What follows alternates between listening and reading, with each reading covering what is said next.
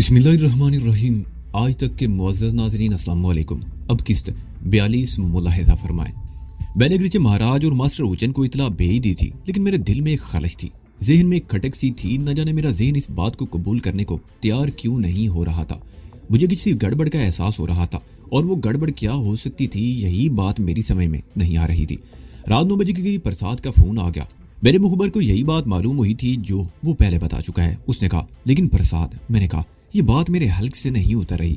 तो फिर खामोश बैठे रहो बास, अपने ज़हन को उलझाने की जरूरत नहीं, प्रसाद ने कहा। मैं कुछ देर और फोन पर प्रसाद से बातें करता रहा, फिर रिसीवर रख दिया। प्रसाद से इस इतला की तस्दीक हो जाने के बाद मेरी तसल्ली नहीं हुई थी। उसने अगरचे ये मशवरा दिया था कि मैं खामोश बैठा रहूं और अपने जहन को उलझाने की कोशिश ना करूं, लेकिन मेरी बेचैनी थी कि बढ़ती ही जा रही थी। थाईवांग और जानकी देवी भी मेरी इस ख्याल से मुत्तफिक थी कि कोई गड़बड़ जरूर है और दारा वगैरह हमें धोखे में रखकर कोई और कार्रवाई करना चाहते हैं, लेकिन ये बात उनकी समझ में नहीं आ रही थी कि वो क्या कार्रवाई करेंगे। ओह, मैं एकदम उछल पड़ा। मेरे दिल में अचानक ये ख्याल आया था, थाई। मैंने उसकी तरफ देखते हुए कहा, तुम्हें याद है जब मैं और तुम रिजेंट इंदिरा होटल गए थे तो उन्होंने हमें घेर लिया था? मुझे अच्छी तरह याद है, थाई ने गहरा सांस लेते हुए कहा। उस वाक़े को मैं कैसे भूल सकता हूँ। उन्होंने मास्टर फू को बेदर्दी से मौत के घाट उतार दिया था, और उसके 2 दिन बाद उन्होंने तुम्हारे बंगले पर हमला किया था, और हम बड़ी मुश्किल से अपनी जान बचाकर वहां से भाग सके थे। उन्होंने बंगले को आग लगा दी थी, और तुम्हें मालूम है तुम्हारे बंगले का पता उन्होंने कैसे लगाया था?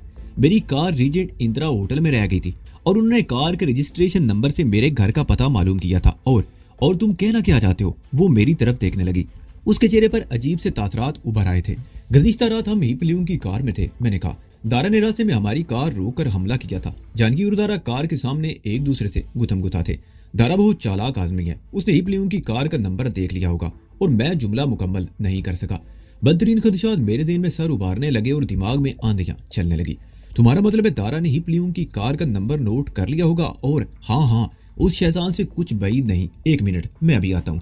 मैं ये कहते हुए फोन वाले कमरे की तरफ दौड़ गया। यहाँ आते ही मैंने फोन का रिसीवर उठाया और हीपलियों का नंबर डायल करने लगा। कॉल तीसरी घंटी पर रिसीव की गई। आवाज हीपलियों की थी। Hello hip. मैंने उसकी आवाज सुनते ही कहा, प्रसाद को रिसीवर दो। 1 मिनट होल्ड करो। जवाब मिला और खामोशी छा गई। फिर ठीक 1 मिनट बाद ही प्रसाद की आवाज सुनाई दी। यस बास, क्या बात है? उसने पूछा। प्रसाद, तुम जिस हालत में भी हो, हीपलियों को लेकर वहां से निकलो। मैंने कहा, क्या बात है बास, तुम बहुत घबराए हुए हो? प्रसाद ने पूछा। दारा की चाल को मैं समझ गया हूँ प्रसाद, मैंने कहा। मुझे शुबा है कि उसने हीपलियों की कार के रजिस्ट्रेशन नंबर के जरिए इस बंगले का पता चला लिया है, और मुझे यह भी शुबा है कि वो आज रात कहीं और नहीं बल्कि उसी बंगले पर रेड करेगा। तुम एक भी लम्हा जाया किए बगैर वहां से निकलो और वार ट्रिमिट पहुंच जाओ। महाराज के 2 आदमी तुम लोगों की हिफाजत के लिए वहां छोड़े गए थे, वो कहाँ हैं? एक तो गली के मोड़ पर है और दूसरा बंगले के बरामदे में बैठा हुआ है, प्रसाद ने जवाब दिया। ठीक है, तुम लोग फौरन वहां से निकलो और उन दोनों को भी वहां से हटा दो, मैंने कहा। तुम्हारी बात समझ में आती है बास, प्रसाद ने जवाब दिया। ठीक है, हम चंद मिनट में वहां से रवाना हो रहे हैं। मैंने फोन रख दिया और दोबारा उसी कमरे में आ गया। मैंने थाईवांग और जानकी देवी के सामने अपने खदशात का इजहार भी कर दिया था। 15 मिनट गुजर चुके थे। मेरा ख्याल था प्रसाद और हीपलियों को बंगले से निकलने और यहाँ तक पहुंचने में 40-45 मिनट जरूर लगे होंगे। प्रसाद को खबरदार करके मुझे मुतमईन हो जाना चाहिए था, लेकिन न जाने क्या बात थी कि मेरी बेचैनी थी कि बढ़ती ही जा रही थी। और फिर कांग को कमरे में दाखिल होते देखकर मैं चौंक गया। उसके चेहरे पर हवाइयां सी उड़ी हुई थी। क्या हुआ कांग? मैं एक झटके से उठकर खड़ा हो गया। मेरे दिल की धड़कन एकदम तेज हो गई। गड़बड़ होगी बास, कांग ने कहा। हमारे एक लड़के ने फोन पर इतला दी है कि पेड्रू के आदमी हीपलियों के बंगले में घुसने की कोशिश कर रहे हैं। महाराज ने सुकमवट 53 पर वाक़े अपने एक शागिर्द हुतू को फोन कर दिया है। वो लोग वहां पहुंचने ही वाले होंगे। हम भी यहाँ से रवाना हो रहे हैं। मेरा दिल उछलकर हल्क में आ गया। ठहरो, मैं भी चलता हूँ, मैंने कहा। वो टेलीफोन वाले कमरे की तरफ दौड़ लगा दी। फिर हीपलियों के बंगले के नंबर डायल किए। दूसरी तरफ से टेलीफोन कॉल रिसीव नहीं की जा रही थी। कभी बेल बजती हुई सुनाई देती और कभी एंगेज की टून सुनाई देने लगती। मैंने रिसीवर पटक दिया। मुझे समझने में देर न लगी कि टेलीफोन की लाइन काट दी गई थी। मैं दरवाजे की तरफ मुड़ा तो थाई और जानकी देवी वहां खड़ी थी। जानकी ने हाथ में पकड़ा हुआ पिस्तौल मेरी तरफ बढ़ाया। वो समझ गई थी कि हीपलियों के घर पर हमले की इतला मिलने के बाद मैं यहाँ रुक नहीं सकूंगा, इसलिए वो अपने कमरे से पिस्तौल निकाल लाई थी। मैंने पिस्तौल लेकर जेब में डाला और कांग के साथ वार्ड के अकबी गेट की तरफ भागने लगा। गेट के करीब अंदर की तरफ स्याह रंग की वैन खड़ी थी, जिसमें 4 आदमी पहले से बैठे हुए थे। उनमें से एक के पास चीनी साख्ता AK-47 ऑटोमेटिक राइफल थी। वैन का इंजन स्टार्ट था और उन्हें शायद हमारा ही इंतजार था। हमारे बैठते ही वैन हरकत में आ गई और गेट से निकलकर तेज रफ्तारी से रामा 4 रोड पर दौड़ने लगी। ये सड़क बिल्कुल सीधी चली गई थी। अभी रात के 10 भी नहीं बजे थे। सड़कों पर ट्रैफिक था। वैन के ड्राइवर को ऐसी पुरहुजूम सड़कों पर गाड़ी चलाने की खासी महारत थी। इस वक्त भी वो रफ्तार कम किए बगैर बड़ी महारत का सबूत दे रहा था। 2 जगह वो सिग्नल तोड़ता हुआ निकल गया। खिलौना टोई डिस्ट्रिक्ट में सोए 137 से जरा आगे उसने वैन सोकमवट 36 पर मोड़ ली और मेन सोकमवट रोड क्रॉस करते हुए सोकमवट 36 पर आ गए। अब रास्ता मेरी समझ में आ गया था। वैन जैसे ही थांग लू रोड पर मुड़ी, फायरिंग की आवाजें सुनाई देने लगी। मुझे समझने में देर न लगी कि हुतू के आदमी हमसे पहले वहां पहुंच चुके थे और पेड्रू के आदमियों से उनका मुकाबला शुरू हो चुका था। मैं एक लड़के के साथ गली के मोड़ पर उतर गया और अकबी गली की तरफ दौड़ता चला गया। मेरा ख्याल था कि मैं बंगले की पिछली तरफ से अंदर दाखिल होने की कोशिश करूंगा। अकबी गली से वो बंगला तलाश करने में मुझे ज्यादा दुश्वारी पेश नहीं आई। दीवार तकरीबन 6 फुट ऊंची थी। मैं अपने साथी का सहारा लेकर दीवार पर चढ़ा और फिर उससे भी हाथ पकड़कर ऊपर खींच लिया। उसके साथ ही मैंने पिस्तौल भी हाथ में ले लिया। दीवार पर चढ़ते ही मुझे एहसास हो गया था कि लड़ाई बंगले के अंदर नहीं बल्कि दूसरी तरफ सामने गली में हो रही थी। मैं दीवार से कूदकर अकबी बरामदे में पहुंच गया। दरवाजा अंदर से लॉक था। मैंने की होल पर पिस्तौल रखकर ट्रैगर दबा दिया। लॉक टूट गया। मैंने हैंडल को झटका देकर दरवाजा खोल दिया और अंदर दाखिल हो गया। मेरा साथी भी मेरे साथ ही अंदर दाखिल हुआ था। वो मुझे रुकने का इशारा करते हुए आगे बढ़ गया, लेकिन मैं अपने आप को नहीं रोक सका। तमाम कमरों की बत्तियां जल रही थी। हालनुमा कमरे में उल्टा हुआ फर्नीचर बता रहा था कि यहाँ अच्छी खासी धींगा मुश्ती हुई थी। मैं बरसात वाले कमरे की तरफ दौड़ा और जैसे ही खुले हुए दरवाजे से अंदर दाखिल हुआ, मेरा दिल उछलकर हल्क में आ गया। प्रसाद कमरे में मौजूद नहीं था। बिस्तर की चादर के अलावा 2-3 जगहों पर खून के धब्बे नजर आ रहे थे। हर चीज उल्टी हुई नजर आ रही थी। बाथरूम का दरवाजा खुला देखकर मैं उस तरफ लपका, मगर बाथरूम खाली था। प्रसाद, हिबलियूंग, मैंने कमरे के दरवाजे पर आकर पुकारा, मगर कोई जवाब नहीं मिला। मेरे साथ आने वाला दूसरा लड़का भी कमरों में झांकता फिर रहा था। मैं सामने वाले कमरे का दरवाजा खोलकर अंदर दाखिल हुआ तो हिबलियूंग को देखकर उछल पड़ा। वो बाथरूम के दरवाजे के करीब फर्श पर पड़ी थी और उसके पेट से खून बह रहा था। उसके एक हाथ पर जख्म था। लियूंग, लियूंग, आंखें खोलो, मैं हूं वजदान। मैं उसके गाल थपथपाते हुए उसे पुकारने लगा। हिबलियूंग ने आंखें खोल दी। वो चंद लम्हे मेरी तरफ देखती रही, शायद मुझे पहचानने की कोशिश कर रही थी। वो लोग उसे ले गए। उसके कपकपाते हुए होंठों से थरथराती हुई आवाज निकली। मैंने उसे बचाने की कोशिश की, मगर वो खामोश हो गई। उसकी आंखें भी बंद हो गई थी। मैं उसे उठाकर हालनुमा कमरे में ले आया और एक सोफे पर लिटा दिया। उसने पेट के जख्म पर हाथ रखा हुआ था, लेकिन खून रिस रहा था। मेरा वो दूसरा साथी बरामदे वाला दरवाजा खोलकर बाहर निकल गया और फिर उसकी चीख सुनकर मैं भी दौड़ता हुआ बरामदे में आ गया। कांग का भेजा हुआ मुहाफिज लड़का हिबलियूंग की कार के करीब जमीन पर पड़ा था। उसके जिस्म पर कई जगहों से खून बह रहा था, लेकिन वो अभी जिंदा था। फायरिंग की आवाजें अब गली में दूर से सुनाई दे रही थी। मुझे ये समझने में देर न लगी कि हुतू के आदमी पेड्रू के आदमियों का पीछा कर रहे थे। बाहर निकलो और उनको अंदर बुलाओ, मैंने अपने साथी से चीख कर कहा। वो गेट से निकलकर चीखने लगा। चंद सेकंड बाद ही 2 आदमी अंदर आए और फिर कुछ देर बाद कांग भी दौड़ता हुआ वहां पहुंच गया। वो लोग प्रसाद को उठाकर ले गए कांग, मैंने चीख कर कहा। तुम्हारा ये आदमी और हिबलियूंग शदीद जख्मी है, कांग ने अपने आदमियों से चीख कर कहा। उनमें से एक बाहर दौड़ गया। 2 मिनट बाद वैन गेट के सामने आ रुकी। हिबलियूंग और दूसरे जख्मी को उठाकर वैन में डाल दिया गया। कांग ने 2 और आदमियों को इशारा किया और खुद स्टीयरिंग के सामने बैठ गया। मैंने वैन में बैठकर हिबलियूंग का सर अपने घुटने पर रख लिया। वो आंखें खोलकर मेरी तरफ देखने लगी। घबराओ नहीं, मैंने उसकी पेशानी पर हाथ रखते हुए कहा। हम तुम्हें हॉस्पिटल ले जा रहे हैं, तुम बच जाओगी। हिबलियूंग के होंठों पर अफसुर्दा सी मुस्कुराहट आ गई। कांग वैन को हरकत में ले आया और फिर ठीक उसी वक्त किसी तरफ से पुलिस के सायरन की आवाज सुनाई दी। कांग वैन को ऊपर वाली गली में घुमाकर थांगलू रोड पर ले आया और उसकी रफ्तार बढ़ा दी। उस सड़क पर तकरीबन 1 मील आगे बांग्लादेश के सिफारत खाने के करीब एक बहुत बड़ा हॉस्पिटल था और वहां तक पहुंचने में चंद मिनट से ज्यादा नहीं लगे थे। हॉस्पिटल की इंतजामिया ने केस लेने से इनकार किया। प्राइवेट हॉस्पिटल में इस किस्म के केस नहीं लेते थे जिनमें किसी भी किस्म की कानूनी कार्रवाई का एहतमाल हो। अगर तुम लोगों ने फौरी तौर पर इन्हें ट्रीटमेंट ना दिया तो महाराज के आदमी इस हॉस्पिटल की ईंट से ईंट बजा देंगे, कांग ने चीख कर कहा।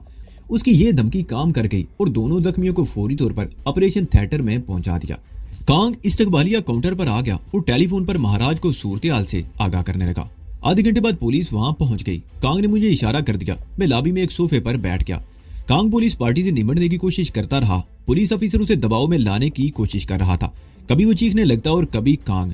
पुलिस ऑफिसर कुछ ज्यादा ही उखड़ा किस्म का था। उसने कांग को बाजू से पकड़ लिया और उसे एक तरफ खींचने की कोशिश करने लगा, मगर कांग अड़ गया। 2 पुलिस वाले आगे बढ़े। एक पुलिस वाले ने कांग को घूंसा मारना चाहा, मगर कांग ने दूसरे हाथ से उसकी कलाई पकड़ ली। सुनो ऑफिसर, वो पुलिस ऑफिसर की तरफ देखकर चीखा। तुम अपने इख्तियारात से तजावुज कर रहे हो। कोई जुर्म साबित होने से पहले तुम्हें किसी पर हाथ उठाने का कोई हक हासिल नहीं। अगर तुमने मेरे साथ कोई ज्यादती करने की कोशिश की तो मैं तुम्हारे खिलाफ अपना कानूनी हक इस्तेमाल करूंगा। उसने एक झटके से दूसरे पुलिस वाले का हाथ छोड़ दिया। पुलिस वाले का चेहरा एकदम सुर्ख हो गया। वो सड़क शाप गुंडों से ऐसी बातें सुनने का आदी नहीं था और दिन में उसे न जाने इस किस्म की कितनी धमकियां दी जाती थी। लेकिन इससे पहले कि वो कोई कार्रवाई करता, मास्टर रूचन 2 आदमियों के साथ हॉस्पिटल के मरकजी शीशे वाले दरवाजे से अंदर दाखिल हुआ। मास्टर रूचन का हुलिया तो शरीफाना था। नीली जीन्स, सफेद टी शर्ट, पैरों में जॉगर्स और सर के बाल भी सलीके से आरास्ता थे, जबकि उसके दोनों साथी अपने लिबास और शक्ल ही से छटे हुए बदमाश लगते थे। मास्टर रूचन को देखते ही पुलिस अफसर ने कांग का हाथ छोड़ दिया और मास्टर रूचन जैसे ही करीब पहुंचा उसने आगे बढ़कर बड़ी गर्मजोशी से हाथ मिलाया था। कांग जो कुछ उसे बताने की कोशिश करता रहा था उस पर शायद पुलिस अफसर को यकीन नहीं आया था। लेकिन अब मास्टर रूचन को देखकर ना सिर्फ उसने कांग की बातों का यकीन कर लिया बल्कि बार बार उससे अपने रवैये की माजरत भी कर रहा था। उस वक्त मैं भी उठकर करीब आ गया और उनकी बातों में शामिल हो गया और फिर मैं पुलिस अफसर को तफसील बताने लगा कि हिपलिंग के मकान पर पेड्रू के आदमियों का हमला गुज़िश्ता रात स्वामी रघुनाथ के आश्रम वाले वाक़े की एक कड़ी है। हिपलिंग ने गुज़िश्ता रात आश्रम में हंगामे के बाद हमारे 2 आदमियों को वहां से शहर आने में अपनी कार में लिफ्ट दी थी। अब मास्टर रूचन बता रहा था वो मेरा नाम गोल कर गया था। हंगामे के दौरान में वहां से भागने की कोशिश में एक आदमी के पैर में मोच आ गई। हिपलिंग उसे अपने घर ले आई जबकि दूसरा आदमी अपने घर चला गया। कल रात आश्रम में पेड्रू के आदमी भी मौजूद थे और वो सारा हंगामा दरअसल उन्होंने ही ने खड़ा किया था। उनके किसी आदमी ने हमारे आदमियों को हिपलिंग के साथ कार में आते देख लिया था। तुम जानते हो पेड्रू ने जेरे जमीन दुनिया में महाराज के खास शागिर्द वजदान के सर की कीमत मुकर्रर कर रखी है। 2 मिलियन बात। वो हर कीमत पर उसे मौत के घाट उतारना चाहता है। उसे शायद ये इतना मिल गई थी कि वजदान हिपलिंग के घर में पना लिए हुए है। आज उन्होंने उसके मकान पर हमला कर दिया जिसमें हिपलिंग और हमारा एक आदमी जख्मी हो गया और वो लोग हमारे उस आदमी को उठाकर ले गए जिसे हिपलिंग कल रात उसे अपने साथ लेकर आई थी।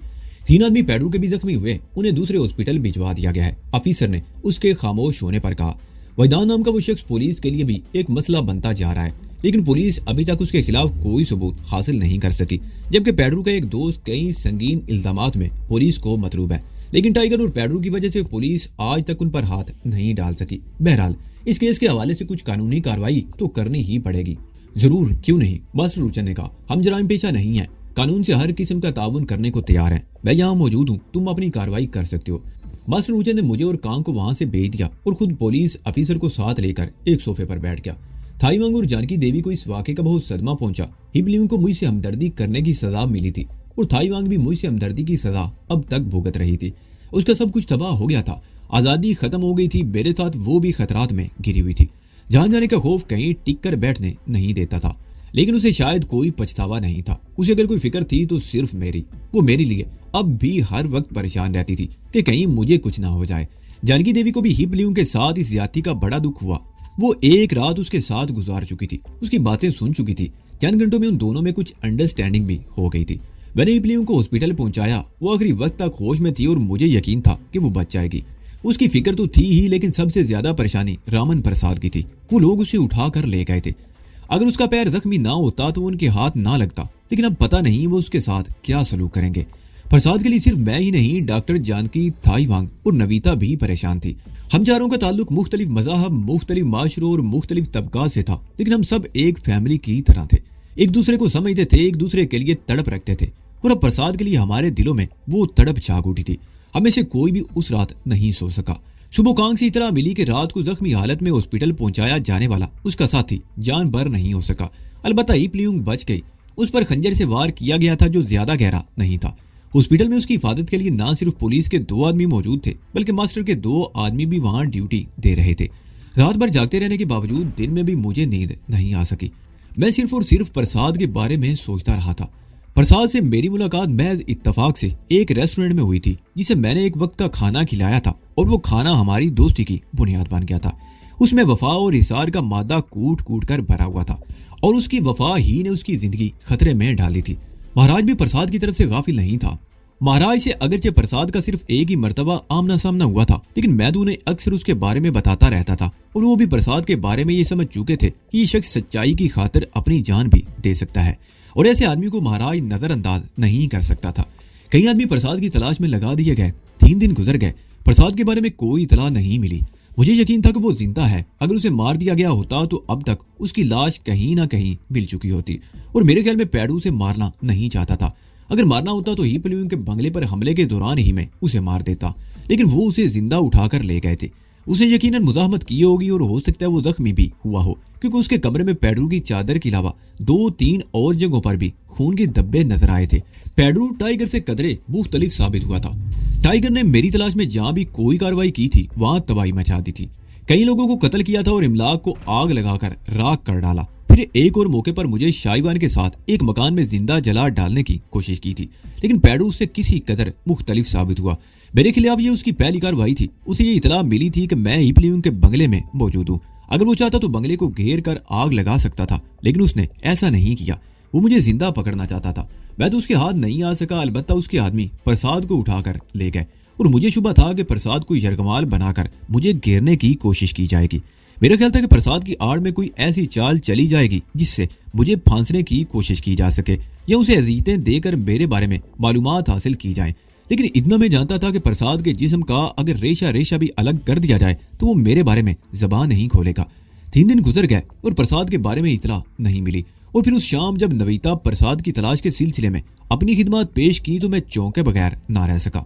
तुम प्रसाद के साथ कई मरतबा मुख्तलिफ जगहों पर जा चुकी हो। अगर तुम्हें पहचान लिया गया तो तुम्हारी जिंदगी भी खतरे में पड़ जाएगी, मैंने उसकी तरफ देखते हुए कहा। इसी दौरान में और भी बहुत सी लड़कियां प्रसाद के साथ देखी गई थी। जाहिर है वो सब कुछ उसकी साथी नहीं समझ सकते और फिर मैं अकेली नहीं होंगी, मेरे साथ जानकी देवी भी होगी, नवीता ने कहा। क्या? मैं उछल पड़ा। हाँ, ये प्रोग्राम हम दोनों ने बनाया है, करीब खड़ी हुई जानकी देवी ने कहा। मुझे कोई नहीं जानता कि मैं तुम्हारी साथी हूँ। उस रात आश्रम से वापसी पर दारा से बड़ी भीड़ जरूर हो गई थी, लेकिन सूरत ऐसी थी कि उसने मेरा चेहरा याद नहीं रखा होगा। मेरा ख्याल है अगर मैं और नवीता क्लबों में घूमती फिरें तो हम पर किसी को शुबा नहीं होगा, और वैसे भी दारा इस तरह सरेआम नहीं फिर रहा होगा कि हमें देख ले। बात समझ में आने वाली थी। दारा तो कहीं छुप कर बैठा होगा। जानकी देवी अब तक पसे मंदिर ही में रही थी। इसके बारे में कोई नहीं जानता था कि वो मेरी साथी है। उस रात दारा से मड भीड़ जरूर हुई थी, लेकिन वहां अंधेरा था। दारा ने उसका चेहरा ठीक से नहीं देखा होगा। हो सकता है उसे दोबारा देखे तो पहचान ना सके, लेकिन मैं दारा को समझ चुका था। वो बहुत चालाक आदमी था। बहुत सोच विचार के बाद मैं इस नतीजे पर पहुंचा कि रिस्क लिए बगैर कोई चारा नहीं। ठीक है, तुम लोग कहाँ जाओगी? मैंने पूछा। अरुण फरिया रोड पर वाक़ चाओ फरिया पैराडाइज रेस्टोरेंट, नवीता ने कहा। उस रेस्टोरेंट के साथ एक म्यूजिक हॉल भी है। मैं प्रसाद के साथ 2-3 मरतबा वहां जा चुकी हूँ। कम से कम 2 मरतबा मैंने पेड्रो को यहाँ देखा है। दरियाए चाओ फरिया की साहिल पर वाक़ ये रेस्टोरेंट अयाशी और जुए का बहुत बड़ा अड्डा है। पेड्रो के चंद खास आदमी हर वक्त वहां मौजूद रहते हैं। हो सकता है वहां से प्रसाद के बारे में कुछ मालूम हो सके। यूं तो ये रेस्टोरेंट 24 घंटे खुला रहता है, लेकिन रात 8 बजे से 2 बजे तक यहाँ खूब हंगामा रहता है। ठीक है, मैंने कहा। और फिर मुझे एक और बात याद आ गई। हमने टक्सन रोड वाली कोठी उस खौफ से छोड़ी थी कि उसका सुराग ना लगा लिया जाए। मेरा ख्याल वो लोग वहां तक नहीं पहुंच सके और मैं सोच रहा हूँ कि हम एक बार फिर वहां मुंतकिल हो जाएं। मैं इस सिलसिले में आज महाराज से बात करूंगा। यहाँ तो हम बिल्कुल महदूद होकर रह गए हैं। हाँ, यहाँ वाकई उलझन सी महसूस हो रही है, थाई वांग ने कहा। 6 बजे के करीब नवीता और डॉक्टर जानकी देवी वहां से रुखसत हो गई। उनका प्रोग्राम ये था कि पहले वो जानकी के घर जाएंगी और वहां से तैयार होकर निकलेंगी। उनके जाने के फौरन बाद मैं महाराज के पास पहुंच गया और उन्हें बड़ी मुश्किल से इस बात पर आमादा कर सका कि हम टक्सन रोड वाले बंगले में मुंतकिल हो जाएं। मैंने महाराज से वादा कर लिया कि जैसे ही कोई खतरा महसूस होगा हम वहां से निकल जाएंगे। महाराज ने एक आदमी हमारे साथ कर दिया। उस शख्स का नाम सुखदर था। सुखदर की उम्र 30-32 के लगभग थी। वो दराज कामत और कसरती बदन का मालिक था। बाजुओं के मसल उभरे हुए थे जिससे उसकी जिस्मानी कुव्वत का अंदाजा लगाया जा सकता था। उसका ताल्लुक महाराज के किसी जिम्नाजियम से नहीं था। शक्लो सूरत और लिबास से भी वो कुछ शरीफ ही लगता था, इसलिए उस पर किसी किस्म का शुबा नहीं किया जा सकता था। मैंने 1-2 मरतबा पहले भी उसे महाराज के पास आते जाते देखा था। महाराज से इजाजत मिलते ही हम वहां से रवाना हो गए। कांग इबादतगाह में इस्तेमाल होने वाली एक गाड़ी पर गली के मोड़ पर उतार कर वापस चला गया था। हम बहुत मोहतात अंदाज में चलते हुए जानकी वाले बंगले में दाखिल हुए थे। पोर्च में वो कार भी खड़ी कर दी जो प्रसाद ने एक रेंटल एजेंसी से किराए पर ले रखी थी, और बंगले के अंदर भी सूरत मामूल के मुताबिक नजर आती थी। चीजों पर गर्द जमी हुई थी और अंदाजा लगाया जा सकता था कि हमारे बाद यहाँ किसी ने मुदाखलत नहीं की थी। इसका मतलब था कि ये बंगला उनकी नजरों से महफूज ही रहा था। मैंने सुखदर को जरूरत की चीजें लेने के लिए बाजार भेज दिया और थाई के साथ मिलकर सफाई वगैरह करने लगा। किचन में भी बर्तनों पर धूल जमी हुई थी जिन्हें थाई ने धो कर रख दिया। उसने फ्रिज भी ऑन किया। मैंने फोन का रिसीवर उठा कर देखा, उसमें टून मौजूद थी। मैंने डॉक्टर जानकी के घर का नंबर मिलाया। तीसरी घंटी पर कॉल रिसीव कर ली गई, लेकिन दूसरी तरफ से कोई आवाज सुनाई नहीं दी। हेलो जानकी, मैंने कहा। वहीदान बोल रहा हूँ। ओह, तुमने तो मुझे डरा ही दिया था। दूसरी तरफ से जानकी की आवाज सुनाई दी। हम तुम्हारे बंगले में आ गए हैं। तुम लोग वापसी पर वार्ड ट्रीटमेंट जाने की बजाय यहीं पर आ जाना। वैसे तुम लोग कब निकलोगी? मैंने पूछा। 9 बजे के करीब, जानकी ने कहा। ओके, रात को मुलाकात होगी। मैंने ये कहते हुए फोन बंद कर दिया। वो दोनों 9 बजे के करीब वहां से निकली। मेरा ख्याल है हम भी 10 बजे यहाँ से निकल जाएं। मैंने थाई वांग की तरफ देखते हुए कहा। ओह, थाई वांग के चेहरे पर अजीब से तासरात उभर आए। इसलिए तुम वार्ड से भागे हो? हाँ, वहां रहकर हम कुछ नहीं कर सकते थे। यहाँ कम अज कम नकलो हरकत के लिए तो आजाद होंगे, मैंने जवाब दिया। थोड़ी देर बाद सुखदर मतलूबा चीजें ले आया। थाई किचन में घुसकर काफी बनाने लगी और मैं एक मैला कपड़ा लेकर बाहर आ गया और कार साफ करने लगा। अचानक ही मेरे जहन में एक और ख्याल आया। ये कार किराए पर हासिल की गई थी। प्रसाद ने कई रोज से किराए की अदायगी के लिए एजेंसी वालों से राब्ता नहीं किया था। हो सकता है उन्होंने प्रसाद के दिए हुए एड्रेस पर राब्ता करने की कोशिश की हो और पता चल गया हो कि वो एड्रेस जाली था और एजेंसी ने पुलिस में रिपोर्ट लिखवा रखी हो। या मुमकिन है फरहान नोक रोड वाले मकान से पेट्रोल के आदमी को इस कार के बारे में पता चल गया हो और वो लोग भी इसकी तलाश में हो। ये ख्याल आते मैंने कार की नंबर प्लेटें उतार दी। बगैर नंबर प्लेट के कोई गाड़ी सड़कों पर लाना अगरचे जुर्म था, लेकिन इस शहर में ला कानूनियत के साथ करप्शन भी अपनी इंतहा को पहुंची हुई थी। ऐसे छोटे छोटे मामलात में किसी पुलिस वाले की जेब में 150 बार डालकर उसे आंखें बंद करने पर मजबूर किया जा सकता था। कॉफी पीने के बाद कुछ देर हमारी तैयारी में लग गई। मैंने हर मुमकिन हद तक अपना हुलिया तब्दील करने की कोशिश की थी। जब मैं कमरे से निकला तो सुखदर उलझी हुई नजरों से मेरी तरफ देखने लगा। फिर उसके होंठों पर खफीफ सी मुस्कुराहट आ गई। कामयाब कोशिश है, फौरी तौर पर शिनाख्त नहीं किया जा सकता, उसने कहा। और फिर तकरीबन उसी वक्त थाई वांग भी अपने कमरे से निकली। उसे देखकर मैं भी चौंके बगैर ना रह सका। सुखदर की आंखों में तो अजीब सी चमक उभर आई। थाई वांग एक भरपूर जवान औरत थी। उसने जो लिबास पहना था उससे उसके बदन के खदोखाल बहुत नुमाया हो गए। उसने बहुत अरसे बाद इस किस्म का लिबास पहना था और सुखदर को ललचाई हुई नजरों से उसकी तरफ देखते पाकर मुझे समझने में देर न लगी कि थाई क्लब में भी लोगों की तवज्जो का मरकज बनी रहेगी और ये बात हमारे लिए खतरनाक भी हो सकती थी। लेकिन बहरहाल खतरे में तो हम कूद ही रहे थे। मैंने अपने लिबास में खंजर छुपा लिया और पिस्तौल थाई के हवाले कर दिया, जिसे उसने अपने पर्स में रख लिया। कार का इंजन बड़ी मुश्किल से स्टार्ट हुआ। टैंकी में पेट्रोल भी कम था। गली से निकलकर परचा थपक रोड पर वाकई एक पेट्रोल पंप से टैंकी फुल करवाई और फिर वार्ड के लाया और वार्ड अरुण के सामने से होते हुए कार थाई ने उस प्राइवेट रोड पर मोड़ दी जो दरिया के किनारे पर वाकई चाओ फरिया पैराडाइज रेस्टोरेंट तक चली गई थी। दरिया के किनारे पर दूर तक बहुत बड़ा एरिया घेरा गया था। वसी अरीज बाग था जिसमें वो खूबसूरत 2 मंजिला इमारत थी।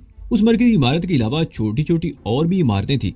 एक तरफ वसी पार्किंग एरिया था जहाँ बहुत सी कारें खड़ी थी। थाई वांग ने कार एक मुनासिब जगह पर रोकर इंजन बंद कर दिया और हम दोनों नीचे उतर आए। हम दरख्तों के बीच में बजरी वाली रवश पर चलते हुए स्विमिंग पूल की तरफ निकल गए। वो इलाका बरिस्तान का मंजर पेश कर रहा था। हम दूसरी रवश पर मुड़ गए। इमारत के वसी अरीज बरामदे में दाखिल हुए तो दरबार ने हमें देखकर शीशे का दरवाजा खोल दिया। हम दरवाजे में दाखिल होना ही चाहते थे कि अंदर से आने वाला एक आदमी थाई वांग से टकरा गया। वो शायद बहुत उजलत में था। थाई से टकराकर वो भी लड़खड़ाया और थाई भी लड़खड़ा गई और फिर वो दोनों चिकने फर्श पर फिसलते हुए दम से नीचे गिर गए। सफेद सूट में मलबूस हुए शख्स बड़ी फुर्ती से उठ गया और मादरत करते हुए थाई की तरफ हाथ बढ़ा दिया। मैं चीखते हुए उसकी तरफ बढ़ा और फिर रुक गया। मेरी नजरें उस शख्स के चेहरे पर मरकूज थी। वो चीफ फांग था।